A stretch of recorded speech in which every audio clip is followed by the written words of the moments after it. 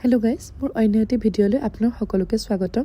আৰু এয়া মোৰ মাহী ছোৱালী, তাই আহিছিল আমাৰ ঘৰলৈ আৰু তাই লাষ্ট মোৰ লগত ভিডিঅ' বনাবলৈ। আৰু এয়া আমি দুজনী যাব ল'লোঁ।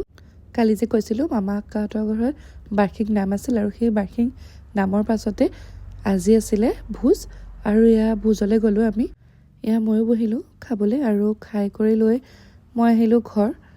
আৰু ঘৰ অহাৰ পাছতে সন্ধিয়া আকৌ আছিল এখন বিয়া আমাৰ ঘৰৰ ওচৰৰে গোপাল গাৰ্ডেনত।